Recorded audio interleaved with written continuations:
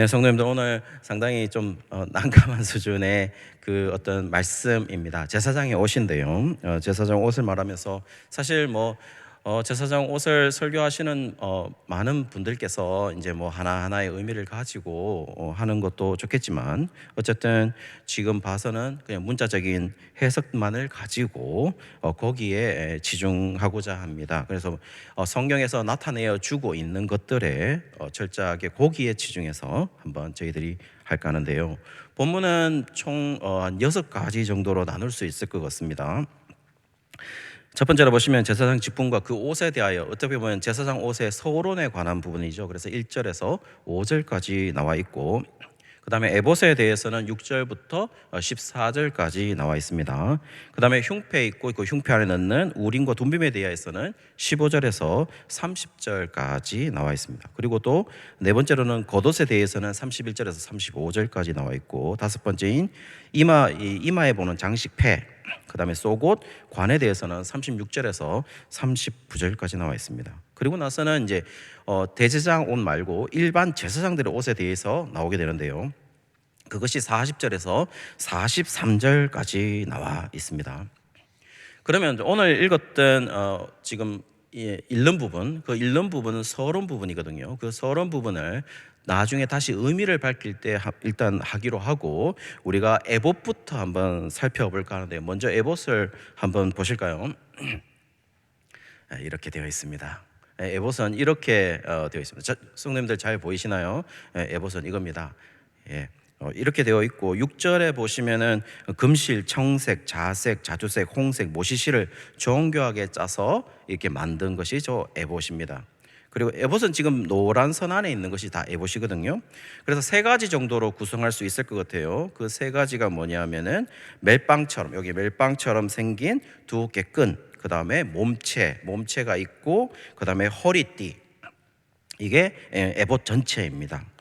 특이한 것은 저 빨간색 부분인데요. 빨간색으로 동그라미 두어 있던 여기 여기 부분에, 어깨 부분에 보시면은 그 빨간색 부분에 여기 보시면은 호마노, 보석이 두 개가 이렇게 박혀 있는데요. 각각 거기 야곱의 12아들들, 그러니까 뭐 한 6명 아들들의 이름을 기록해 있다, 이렇게 10절에 보시면은 그렇게 되어 있습니다. 지금 이것이 바로 에봇의 형태인데요. 다음으로 보시면 이제 흉패를 한번 보실까요? 흉패를 보시면은 그 흉패 중간에 보시면은 12가지 보석으로 되어 있다, 이렇게 되어 있습니다. 그래서 3개씩, 그 다음에 4줄로 되어 있죠. 그래서 21절에 보시면은 각 보석마다 뭘 기록했냐면, 각 보석, 이건 12개니까 야곱의 12이름들을 한 보석당 하나씩 이렇게 기록이 되어 있다는 것이죠. 그리고 나서 그 흉패 안에다가 우림과 둠빔을 둔다, 이렇게 되어 있습니다. 그래서 우림이라는 그 히브리어 보시면, 우림이라고 보시면은 그냥 우림입니다. 저기 보시면 그냥 히브리어 자체가 우림입니다. 우림이라는 뜻은 빛이라는 의미입니다. 우림이라는 빛이라는 의미이고, 근데 이걸 빛이라는 것은 굉장히 긍정적인 측면에서 빛이라고 이렇게 번역이 되지만, 실제로 이 원어상어의 어근으로 쫓아가 보면 빛을 발광하는 불, fire. 그러니까 fire라는 이 불 자체도 저 우림이라는 뜻을 가지고, 우림이 가지고 있거든요. 불이라는 거. 그렇다면은 성도님들, 불이라는 것은 무엇을 의미하는가? 심판을 의미하는 것이겠죠. 그래서 어원상 저 우림이 가지고 있는 부정적인 의미는 저주의 의미를 가지고 있는 것이죠. 그래서 부정적인 의미를 가지고 있습니다. 그리고 옆에 있는 둠빔을 보시면은, 저 둠빔은 그대로 읽으면은 원어상으로는 툼빔입니다. 툼빔인데요. 툼빔의 뜻은 뭐냐면은 완전, 무결, 성실이라는 의미를 가지고 있어요. 그렇다면 아까 우림과는 반대로 굉장히 긍정적인 측면을 가지고 있는 것이죠. 그러면서 우림과 둠빔이 가지고 있던 역할은 뭐냐면, 마치 제비뽑기처럼 하나님의 뜻이 무엇인지, 하나님의 뜻에, 그러니까 정반대, 동절의 양면처럼 긍정적인 면, 부정적인 결과, 이것들을 이렇게 선택하는 제비뽑기처럼 뽑게 된다는 거죠. 실제로 저 우림과 둠빔이 성경상에서도 실제로 이 제비뽑기처럼 하나님의 뜻이 무엇인지를 판단할 때 우림이 뽑힐지 둠빔이 뽑힐지 모르기 때문에 그렇게 해서 하나님의 뜻을 결정하게 되는 것입니다. 다음 화면 한번 보시면은 그 다음에 보시면 겉옷인데요. 겉옷은 저렇게 생겨져 있습니다. 그래서 겉옷을 보면은 이 31절에 보시면은 청색 실을 청색 실로, 그러니까 파란색이니까 청색 실로 만들었겠죠. 그래 청색 실로 길게 목에서 발목까지 늘어뜨린 형태다, 이렇게 되어 있습니다. 특이할 만한 것은 저 빨간색 부분에 보시면은 석류 모양의 장식과 함께 또 옆에 보면은 금방울이 달려 있습니다. 그래서 그 금방울 소리를 통하여서 제사장들의 이 대제사장의 동선을 파악할 수 있다, 이렇게 되어 있습니다. 그러니까 그 소리를 듣고 이렇게 하는 거죠. 옛날에 저 런닝맨에 보시면 옛날에 방울 달기 하면서 이렇게 뛰기를 많이 했잖아요. 그래서 방울을 단 사람이 쫓아오는 걸 알게 되는 것처럼 그 동선을 저 방울 소리로 알게 되는 것이죠. 다음 화면 한번 보시면은 쭉 이제 계속해서 이제 설명을 하고 있는 겁니다. 지금 다음 화면을 보시면 이제 장식 폐가 있고, 여기 폐가 있고, 그 다음에 안에 있는 속옷이 있습니다. 지금 노란 부분에 이 속옷 부분이 있고, 그 다음에 관을 이렇게 볼 수 있는데요. 이마에 장식한 저 빨간 부분이죠. 폐 부분을 보시면 순금으로 만들어져서 관 위에 메었습니다.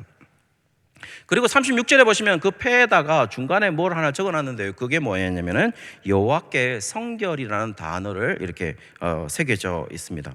이 부분에 대해서 38절에 저 여호와께 성결이라는 말이 무엇을 의미하는지를 38절이 설명을 해놨습니다.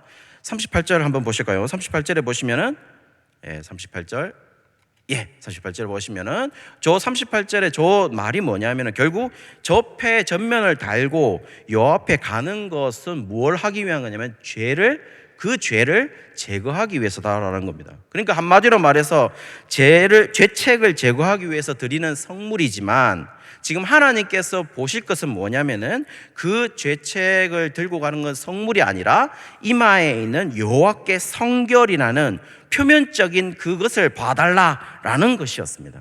한마디로 그 성결이라는 단어가 뭐냐면은 코데시라는 단어인데요.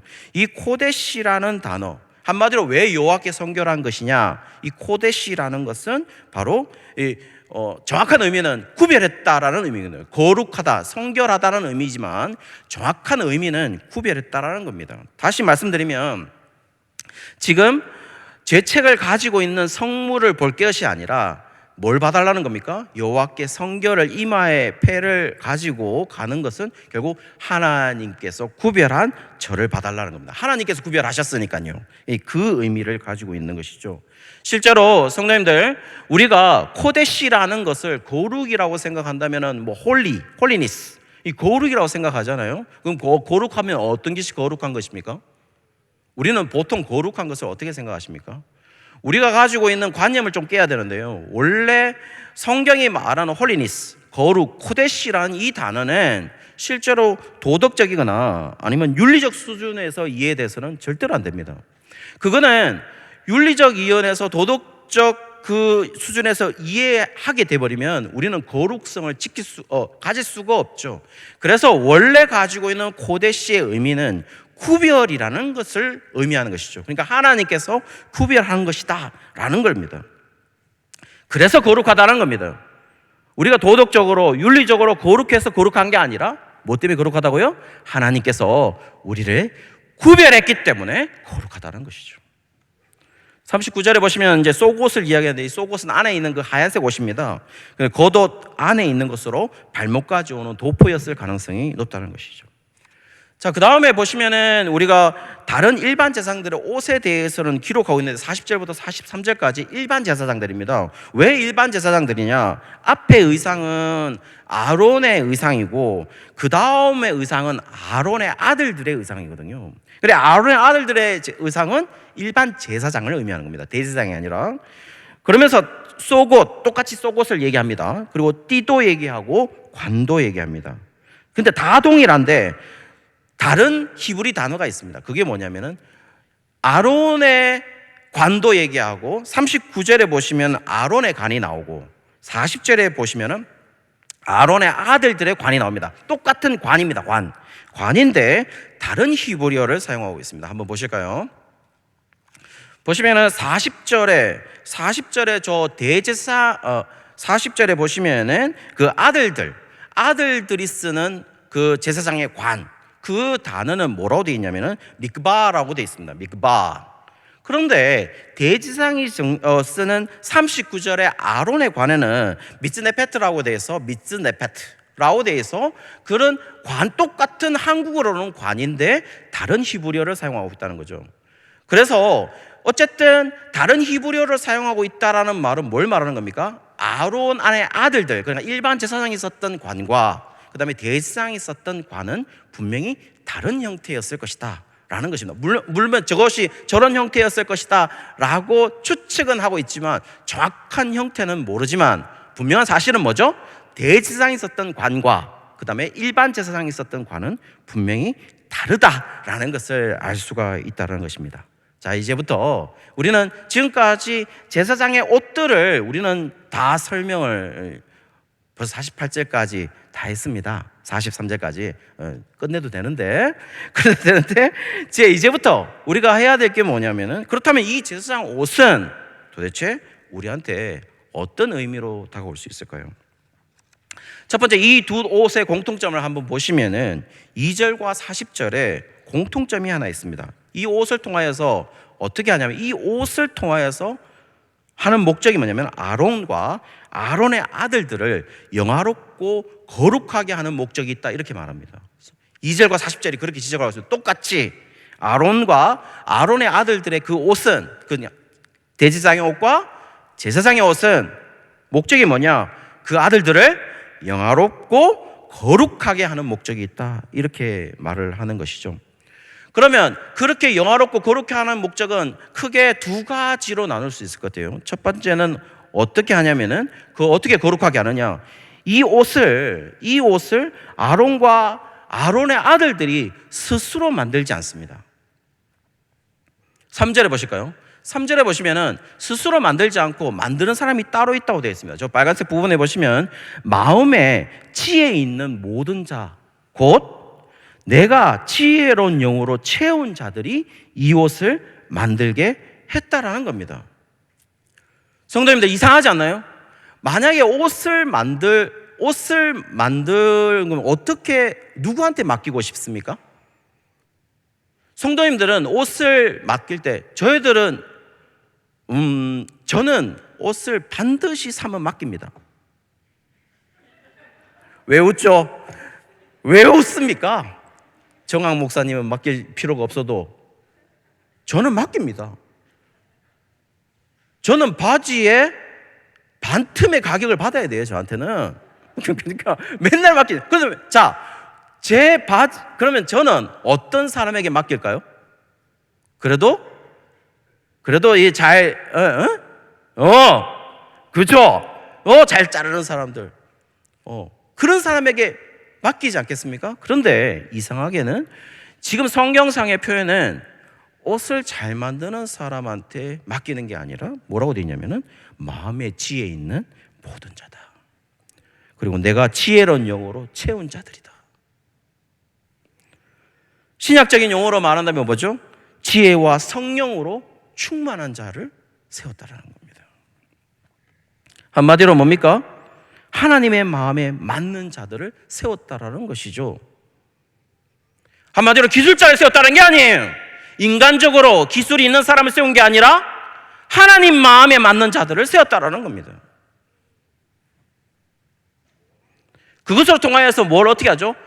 그렇게 옷을 만들어서 어떻게 한다는 겁니까? 아론과 아론의 아들들을 영화롭고 거룩하게 한다, 이렇게 얘기하는 것이죠. 한마디로 그 옷을 만들어서 하나님의 영으로 하나님의 마음에 맞는 자들을 옷을 입히게 함으로써 그들도 내 작품임을, 내가 만든 사람임을, 내가 임명한 사람임을 증명하는 것이죠. 내가 임명했기 때문에 어떤 것입니까? 거룩할 수 있는 것입니다. 하나님 자신이 임명했기 때문에 영화로울 수 있는 것이죠. 우리가 보면 뭡니까? 집사님들도 그렇죠. 권사님들도 그렇죠. 장로님들도 그렇죠. 우리는 어떻습니까? 목사님들도 마찬가지입니다. 목회 기술이 좋은 자를 세워야 되겠습니까? 그렇지 않습니다. 어떤 사람을 세워야 되는 겁니까? 지혜와 성령이 충만한 자들을 세워야 되는 것이죠. 잘난 사람을 세우는 게 아니라, 인간적으로 스펙이 있는 사람을 세우는 게 아니라, 지혜와 성령이 충만한 자를 세우는 것이죠.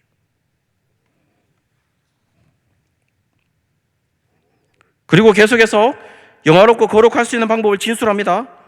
결국 아람과 아론의 아들들 이들이 어떻게 스스로 영화롭고 자기 자신 스스로 어떤 힘으로, 자기 자신의 힘으로 거룩해지는 것이 아니라 여호와로 인한 이 옷을 입을 때 어떻게 됩니까? 영화롭고 거룩할 수 있음을 얘기하죠. 더욱이 이 스스로 대제사장과 제사장의 직을 취하는 게 아니죠. 41절에 어떻게 되어 있습니까? 41절에 보시면 기름 부음을 받았다 이렇게 되어 있습니다. 자기 스스로 기름을 부은 게 아니고 기름 부음을 받았다고 수동태로 되어 있어요. 자기 스스로 취해지는 것이 아닙니다. 이 직이. 아론과 아론의 아들에 있어서 복장부터 자신의 직임까지 그들은 자기 스스로 성취된 것은 단 하나도 없습니다. 일반적으로 거룩해야 되는데 그 거룩성이라는 것도 스스로 거룩한 게 아니죠. 스스로 거룩해진 사람들이 아니에요.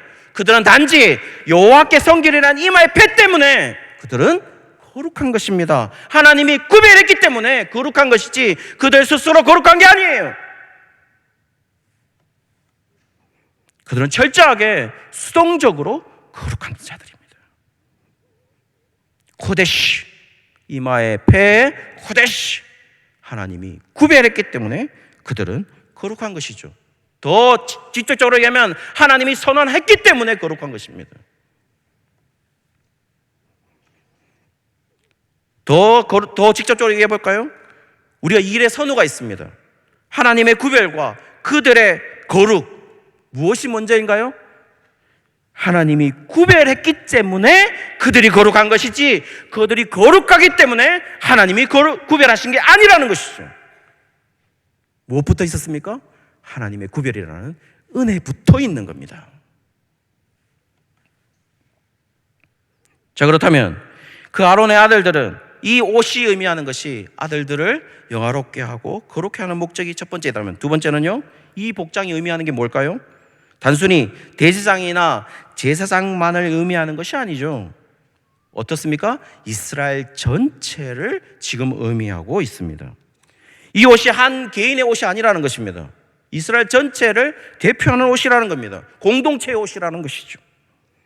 그것을 어디에서 알 수 있습니까? 에봇을 한번 보시면 알 수 있는데, 에봇의 9절에 보시면 이렇게 되어 있습니다. 9절에 보시면 에봇의 어깨에 호마노 2개가 있다고 했어요. 아까 에봇을 보시면은 호마노라는 이 두 어깨에 호마노가 있습니다. 그 어깨에 호마노 하나씩에 이스라엘 아들들 12명을 기록해 놓고 있습니다. 하나 6개씩, 6명씩. 판결 흉패도 한번 보시죠. 판결 흉패 21절에 한번 보시면, 21절에 보시면 판결 흉패에도 12개의 보석이 있죠. 3개씩 4줄, 3, 4, 10이죠. 그래서 12개의 보석에 이스라엘 아들의 이름대로 하나의 보석에 기록에 따로 나와 있습니다. 자, 이게 뭘 말하는 것입니까? 지금 단순하게 이 대제사장이 자기가 혼자 나가는 것인가요? 아니죠. 한 개인이 아닌 것입니다. 이스라엘 전체를 대표해서 지금 대제사장이 나아가고 있는 것입니다. 대제사장의 한 명은 임명되는 것이지만 그 한 명은 단순한 개인일 수 없다라는 것이죠. 그럼 대제사장이 나가고 있는 것은 뭘 의미하는 것입니까? 누가 나가고 있는 것입니까? 개인이 나가고 있는 것입니까? 아니죠. 하나님을 믿는 백성들의 공동체가 나가고 있는 것이죠. 따라서 이 자리는 지위나 명예를 성취하는, 노력으로 획득하거나 성취하는 자리가 아니라 어떤 자리임을, 어떤 지위임을 얘기하는 것이죠? 이스라엘 전체를 대표하는 사명을 감당하는 자리인 것입니다. 자기의 높음과 자기의 명예를 자랑하는 자리가 아니라 이스라엘 대표로 나가는 사명을 감당하는 자리라는 것입니다. 대제사장이 지성소에 들어가므로 하나님께 나아가는 것이 자신의 지위나 명예로운 대제사장이다, 이것을 말하기보다는 자신이 맡은 사명이고 이스라엘 전체가 지금 하나님께 나아가고 있다라는 것을 보여주는 것이라는 것입니다. 특별히 33절에 보시면은 어떤 이야기가 있냐면은 33절에 보시면 이렇게 돼 있어요. 겉옷의 끝에 금방울을 달아서 어떻게 돼 있으면 금방울을 달았다 이렇게 돼 있죠. 그 금방울 소리를 통하여서 지금 대제사장이 어디로 가고 있는지를 그 백성들이 들을 수 있도록 했다는 겁니다. 그 말은 뭡니까? 저 방울 소리를 듣고 대제사장이 지금 하나님께로 나아가고 있구나. 그러면 그 방울 소리를 듣고 이스라엘 백성들도 그 방울 소리에 함께 참여하고 있다는 것입니다. 사랑하는 성도님들, 우리는 어떠한가요? 우리는 그 방울 소리를 쫓아서 하나님께 나아가고 있나요? 더 심한 것은 과연 우리의 공동체 속에 방울 소리가 사라지고 있지는 않나요? 하나님께 함께 나아갔던 그 방울 소리, 오로지 하나님께 한다는 그 방울 소리, 교회가 그 방울 소리가 사라지고 있지는 않나요? 오히려 그 방울 소리보다는 반대의 소리가 많지 않나요? 아무런 가치 없는 인간의 소리가 많지 않나요? 내가 맞다고 네가 맞다고 우게 되는 그 우격다짐의 소리가 많지 않나요?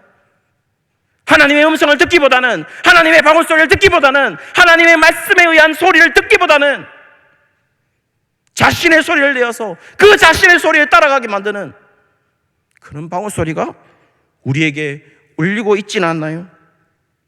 아니면 아예 그 방울 소리가 사라져버리지는 않나요?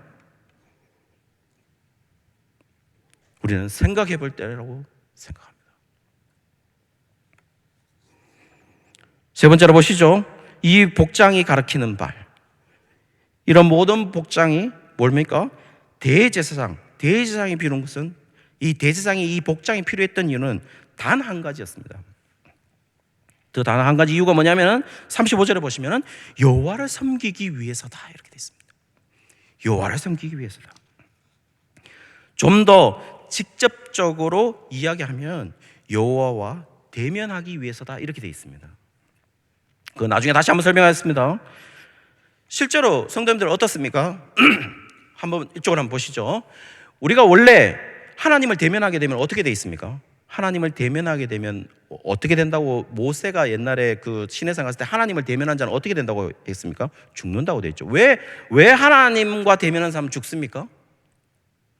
왜냐하면은 하나님과, 그러니까 한마디로 초월자, 무한자죠. 그리고 유한한 인간이 대면했을 때는 그 초월자의 신에 이 무한자가 견디지를 못하는 거죠. 전지전능에. 그래서 죽는 겁니다.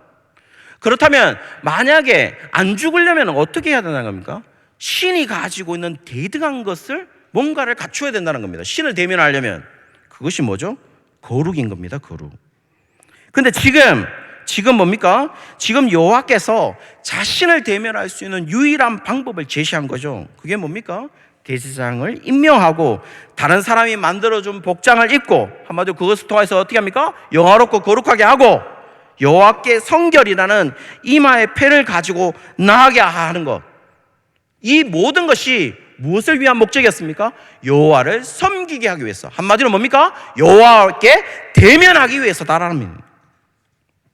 실제로 번역상도 우리 성경 번역에서 조금 아쉬운 부분이 있지만 정확한 번역은, 직역은 여호와를 섬기러라고 되어 있지만은 실제는 정확한 번역은요, 여호와의 면전에서 섬기러 이렇게 되어 있습니다. 수종들러 이렇게 되어 있습니다.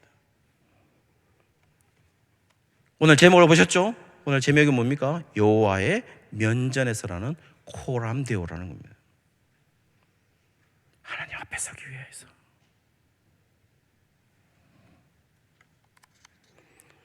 여기서 중요한 건 뭡니까? 여호와의 면전에까지 갈 수 있는 자가 누구입니까? 여호와를 수종들 수 있는 자가 누구입니까? 그것은 바로 대제사장이고, 대제사장이 이스라엘의 대표라면 지금 정확히 우리한테 말하는 것은 이스라엘이 바로 하나님을 경배할 수 있는 자임을 이야기하는 것이죠. 엄청난 이야기죠. 왜 엄청난 이야기입니까? 왜 엄청난 이야기입니까? 성도님들, 이들이 지금 이 이야기를 듣고 있는 자들이 누구였습니까? 이 이야기를 듣고 있는 자들이 누굽니까? 그들이 누구였습니까? 그들은 짐승반도 못한 노예였어요. 그런데 그들을 뭐라고 그러냐? 너희들만이 나를 섬길 수 있어. 너희들만이 나를 만날 수 있다. 너희들만이 나의 얼굴을 볼 수 있다. 그렇게 얘기하는 겁니다. 이 모든 과정을 누가 이끄시고 계시죠? 바로 여호와 하나님께서 이끌고 계신다는 것입니다. 하나님이 전적으로 너희들만이 내 앞에 설 수 있어 라고 얘기하는 것이죠. 사랑하는 여러분, 실제로 이 대제사장들 신약시대 때 어떻게 했습니까? 어땠습니까? 신약시대 때 이 대제사장들 정확하게 이 세 가지 특징들이 모두 사라집니다. 정확하게 신약시대 세대사들 진짜 역사적으로 AD 1세기부터 시작됐던 아니면 신구약 중간기부터 시작됐던 대제사장들 어떻게 했습니까? 하스모니안 왕과 그 다음 신약 중간기가 지나고 AD 1세기 대제사장들 어땠습니까? 그 대제사장들 모두 다 하나님이 임명한 사람들이 아니라 자기 스스로의 힘으로 모두 다 대제사장직을 획득한 사람들이었어요. 단 한 명도 빠짐없이. 어떻게 해요? 뇌물을 주어서요. 정치적인 힘으로 다 차지했습니다. 하나님이 임명하는 거 그들에겐 더 이상 의미가 없습니다. 인간적으로 그들은 대제사장이 되었던 것이죠. 자, 인간적으로 대제사장 됐던 그들 뭘 했습니까? 뭘 했습니까? 어떻게 했습니까?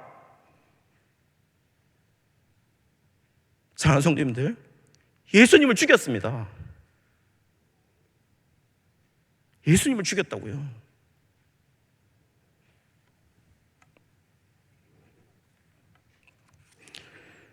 그들은 여호와 앞에 대면하고 있다. Before God, 코람되어 그들에게는 아무런 의미가 없는 것이죠. 그들은 아론계의 대제사장들이었습니다. 레위 지파의 대제사장들이었습니다. 인간적이고 정치적이고 더 심하게 말하면 사단이 지배하는 라인들이었어요. 왜냐하면 예수님 죽였으니까요. 이제는 아무도 그들의 방울 소리에 집중하지 않습니다. 이들의 방울 소리에 집중한들 이들의 하나님이 원하시는 방울 소리겠어요? 아니죠. 인간들의 그냥 탐욕의 방울 소리에 지나지 않는 것입니다. 인간의 모든 라인은 실패했습니다. 아론계도 실패했고 멜기세덱 한마디로 말해서 뭐죠? 아론계가 아닌 레위계가 아닌 한마디로 사독 계열이 아닌 아버지도 혈통도 알 수 없는 멜기세덱 반차에서 새로운 대제사장이 오셨던 것입니다. 그 대제사장으로 인해서 어떻게 하십니까? 십자가의 죽으심으로 대제사장이면서 동시에 제물이 되셨죠. 그러면서 그 단번에 한 제사를 통해서 그가 하신 방법은요, 우리가 성전이 되어서 여호와를 직접 대면하게 만들어 주신 것입니다. 무엇을 통하여서요? 십자가의 죽으심으로. 자기 스스로 대제사장 되시면서 스스로 제물 되셔서요. 죽음으로 이것을 이루신 것이죠. 그래서 우리는 어떻습니까? 그래서 우리는 하나님 면전에 설 수 있는 것입니다. 더 정확하게 말하면 우리만이 하나님 여호와를 대면할 수 있는 것입니다. 우리만이 여호와를 섬길 수 있는 자인 것입니다. 우리만이 할 수 있습니다. 마치 하나님의 임명한 아론만이 대제사장이 될 수 있었고 선택된 아론의 아들들이 제사장이 될 수 있었던 것처럼 우리만이 여호와를 대면할 수 있는 것입니다. 우리만이 여호와를 섬길 수 있는 것입니다. 그들만이 하나님을 명령한 옷을 입을 수 있는 자들이고 그들만이 하나님의 면전으로 나와서 예배할 수 있다라는 것입니다. 사랑하는 성도님들, 그들이 누구이겠습니까? 바로 지금 이 기도에 함께 참여하고 있고 지금 온라인으로 함께 참여하고 있는 우리가 그들 아니겠습니까? 사랑하는 성도님들, 오늘 이 제사장 옷을 통해서 이야기하는 것은 단 한 가지입니다. 우리가 거룩하기 때문에 하나님을 예배할 수 있나요? 우리가 거룩하기 때문에 하나님 앞에 나아갈 수 있나요? 그게 아니라 하나님이 우리를 자녀로 구별해서 임명했기 때문에 하나님한테 거룩한 것이고 우리가 하나님을 대면할 수 있는 것입니다. 그래서 우리는 호람되어 할 수 있는 것입니다. 사랑하는 여러분, 호람되오라는 말이 아까 우리 제목에서 호람 호미니부스라는 말은 뭐냐면 인간의 면접, before man, 사람 앞에서는. 이 호람되오는 하나님 앞에, before God, 하나님 앞에서 우리는 어떤 삶으로 나아가야 하겠습니까? 하나님이 여전히 우리는 하나님 자녀로 삼았기 때문에 하나님 면전에서 살아가는 자들입니다. 사랑하는 여러분, 혹시 우리 성도님들 가운데 내가 오늘 죄를 지었고 또 오늘 내가 연약해서 쓰러져서 나는 도저히 아무것도 아닌 자들이고 그렇게 해서 나는 하나님의 자녀가 아닌 것처럼 하나님을 대면할 수 없는 자들일 것처럼 나는 거룩하지 않아서 그렇게 좌절해 있는 자들이 있습니까? 우리는 우리의 행위로 거룩성을 취하는 자들이 아닙니다. 무엇으로 취하는 자들이죠? 하나님이 너희들을 구별했기 때문에 우리가 거룩한 것입니다. 그리고 우리는 여전히 하나님 면전에 서 있는 자들입니다. 이 코람데오는 저에게 큰 의미가 있습니다. 아버지가 중3 때 저를 훈아 앞으로 오너라. 그래 앞으로 와서 너가 어떻게 살아야 되는지를 정확하게 내가 알려주겠다. 아버지가. 그리고 아버지가 정확하게 알려주고 이 단어를 적었습니다. 코람데오. 그것도 라틴어로. 저는 전혀 무슨 뜻인지 몰랐습니다. 영어도 제대로 못하고 있는데 라틴어를 적으신 거죠. 그래, 훈아, 이 단어가 무엇인지 아느냐? 아버지는 저를 모르겠는데 하니까 아버지께서 in presence of God이다. before God이다. 하나님 면전에서라는 뜻이다. 너가 살아가야 될 가장 큰 기준이 뭐냐? 그것은 너의 행동을 판단할 수 있는 가장 기준이 뭐냐? 네가 어떤 행위를 하고 있을 때 어떤 것을 할 때 가장 큰 기준이 뭐냐? 그건 여전히 너는 100% 하나님 면전에 있는 것이다. 어떤 상황에도 하나님 면전에 있을 것이다. 그것을 잊지만 않는다면 우리의 행위를 결정할 수 있을 것이다. 잊지 말거라. 사랑하는 성도님들, 우리는 어디에 있습니까? 우리는 어디에 있습니까? 여전히 우리는 그 방울소를 쫓아서 달려가고 있습니까? 함께 가고 있습니까? 사랑하는 여러분, 여러분이 좌절하고 있을 때도 그 앞에 하나님이 함께 계십니다. 여러분이 울고 있을 때도 여전히 하나님은 여러분을 함께 있습니다. 왜냐하면 하나님 우리를 구별했기 때문에.